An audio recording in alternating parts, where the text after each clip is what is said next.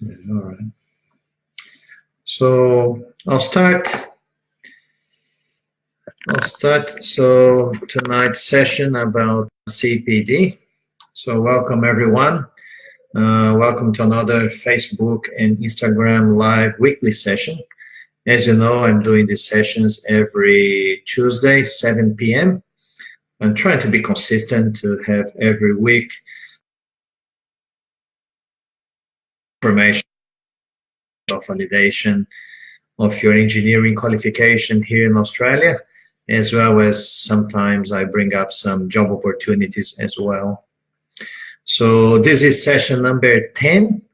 I'm very happy that I'm being consistent for 10 weeks. I'm doing these live sessions and bringing some content and information that can help you. And tonight I'll be talking about an important aspect of your CDR, of your competency demonstration report. If you are one engineer that needs to prepare a CDR to get your qualification recognized here in Australia, certainly CPD is a document that you need to prepare. So tonight, CPD, Continuing Professional Development, or CPD for short. But first, for those that don't know me, my name is Gerson Ida. I'm the founder of www.engineersinaustralia.com, a site to share content of value and relevant information for your journey towards your engineering qualification validation here in Australia. And if you have any question about validation process, please write down in the comments. I'll be more than happy to answer them as well. So let's get started. So why it's important CPD, Continuing Professional Development? The continuing professional development is how we keep ourselves up to date in our engineering field after graduation.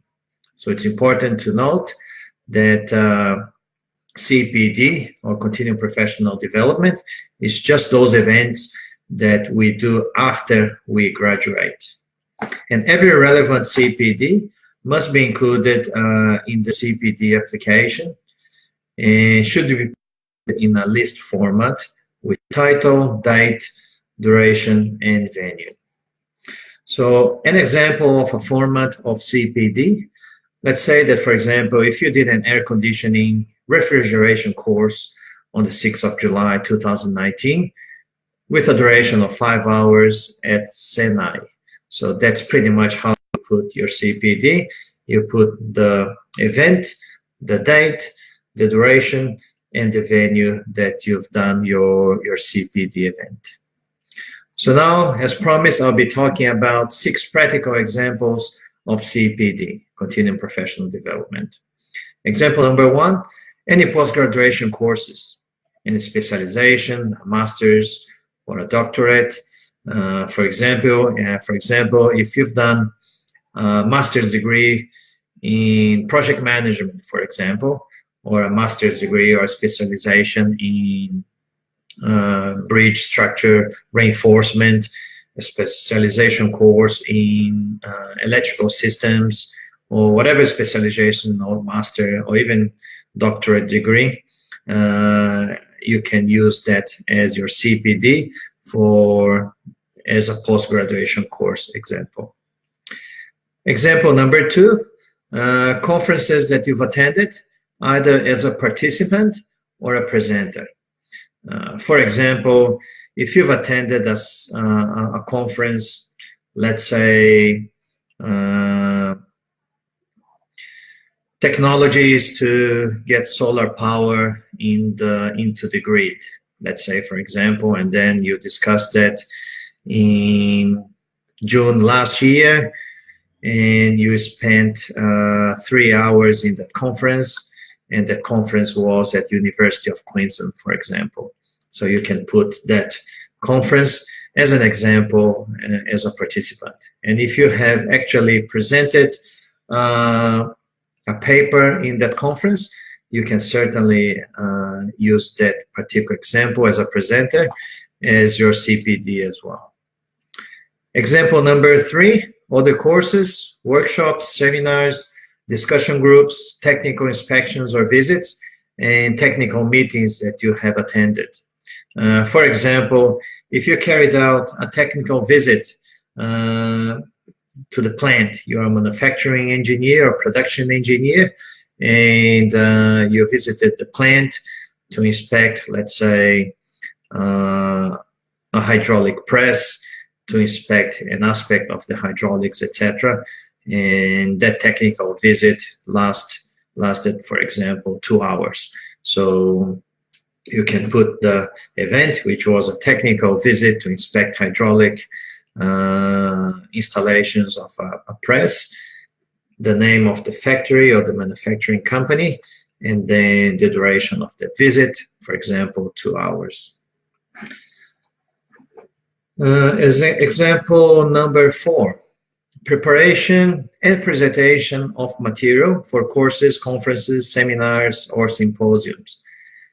For example, let's say that you've worked for a company, well, let's say that you are a petroleum engineer, and you've worked for a petroleum company, and you had a meeting to present some findings about new ways to explore or to do perforations in the seabed, a new technique or a new technology, and then you presented a PowerPoint, and then you gather a meeting with other fellow engineers or other people from your company, and then you present this study with this new technology to do perforation into the seabed to extract and to explore new sources of petroleum, for example. So you can use that as an example. You can say that you've presented material, technical material in new techniques of perforation of the seabed to explore petroleum, the name of the company, the duration, the time that you spent preparing the presentation and actually presenting to your colleagues. So let's say 3 hours, and just the date and the venue and the name of the company. Example number 5, they are in the category of engineering professional services, where maybe you've worked as a volunteer, you did some mentorship, you participated in some committee or boards. A good example that I always use is my voluntary participation when I attend interview panels for Engineers Australia. It usually counts for 5 hours towards my CPD, which is the time that I use to review candidates' career episodes and technical material, the resumes, and then I prepare some questions, and then I actually attend the interviews, and that time I can use as part of my CPD. Example number 6, private studies. That includes books. You can read technical books, technical journals and magazines, technical specifications. And one example is that every month I received technical or the magazine from Engineers Australia, and I spend some time reading that during the month. I usually put the last day of the month that I spent about half an hour to read the magazine, and that could be part of my private studies. Another example that could be that as a mechanical engineer, you are designing or you are preparing or manufacturing an equipment or a tool, and then you need to study the technical specifications for that material or that particular equipment or tool. So that period of time, let's say 1 hour, 2 hours, that you study that standard or technical specification, it can be used as your CPD as well. And as per the Engineers Australia Migration Skills Assessment Booklet, the CPD should not be more than 1 A4 page, and it is not necessary to attach copies of the certificates of each course. Of course, you need to declare, just use those CPDs that you've actually done it. Engineers Australia may or may not ask you some evidences of those CPD. So it's a good idea to keep some records, diary notes, calendar entries, or the actual certificates if Engineers Australia actually ask you to see the evidences. Yeah, so I hope this information was useful and you can complete your CPD and help you not to make same mistakes that many engineers they make. And this will certainly save a lot of time in your journey to be recognized as an engineer professional in Australia. And if you're watching this video and have a colleague engineer that will benefit from the information, they probably or they may be having questions about how to prepare the CPD, please share this video with him or her. And I'll open for questions if you have about CPD and the overall validation process. So if you have any questions, please ask your questions, put in the comments, either in Instagram or Facebook. I'll be more than happy to respond those. Some engineers, they could not attend this session because they had some work commitments, but they sent me some questions that I'll be answering now. So that gives you time for you to write your comments or write questions if you have. So question number 1 that I received: if I pass the qualification validation, will I obtain an engineering license to allow working in Australia? Well, the question is, well, certainly you gotta to work here in Australia, you gotta have a visa that allows you to work, and for that, I certainly recommend you to contact a migration agent. I'm not a registered migration agent, so I can't really provide migration advice. If you pass the qualification validation, you will be eligible to a membership with Engineers Australia, and then to allow you work in Australia or not, you certainly got to have a visa. Question number 2 that I received, I'm just checking if I have any comments here or not. To allow you work in Australia or not. Question number 2, how to choose the good episodes to write as part of the CDR? That's a very common question. I received this question a few times, and I actually have a video, one of the live sessions in Facebook that I did, that I gave a fairly comprehensive explanation and the questions that you gotta ask to make sure that you choose good career episodes. But in short, you gotta choose a career episode that's complex enough. It contains a complex engineering problem that you can detail a lot of the engineering judgment and engineering techniques and engineering procedures that you use to solve that problem, so you can write a very good career episode. Question number 3, how to link the competencies with the career episodes? Well, this question is probably related to the summary statement. And summary statement is a document of the CDR where you have to link all the 16 competencies. You got to make sure that while you're writing your career episodes, you write in a way that you detail all the 16 competencies, and in the summary statement, you will link the paragraphs that you are connecting to those competencies. So it's a very complex issue. Probably I'll have to record a video just on summary statement, because it's certainly a complex issue to just explain in a few minutes. But basically, you go to the booklet, Engineers Australia booklet, you have a read at every single of the 16 competencies. There are a few examples there, and then you've got to make sure that you include those experiences that you have had in your career episodes. Question number 4, how long does it take to be validated? Well, I understand that this, once you submit your application to Engineers Australia actually is taking around, as I can see from some comments, about 8 weeks. It can take 10 weeks, 12 weeks. There is the fast track. You pay an extra fee to Engineers Australia, and they will be allocating an assessor much quicker. It can take then probably a few weeks until until you get your outcome.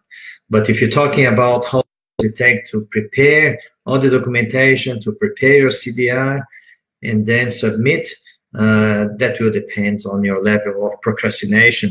If you don't procrastinate too much, if you follow a structured method, you can probably prepare everything in a couple of months' time, even a month, if you dedicate a few hours a day and to write your CPD, to write your episodes, and to write your summary statement. And obviously, you gotta make sure that you get the minimum scores of your English tests to be able to submit your application to Engineers Australia. And question number 5, can the documents be translated by authorized translators other than NATI translators? Yes, certainly you can. Engineers Australia does not really stipulate that you just need to use NATI translators. If you use an authorized translator from your home country, you just got to make sure that you've got the name of the translator, you've got the status of the translator, the translator identification number, and their contact details in the translated documents. Well, these are just some of the questions I've received so far. There are heaps more questions, but I'll leave for future live sessions. And keep an eye on my Facebook page and Instagram profile, as I'm preparing a nice and a very big surprise for you in the coming days. And if you haven't subscribed to my website, please access the link in the comments and register your email to receive updates on qualification validation and job opportunities.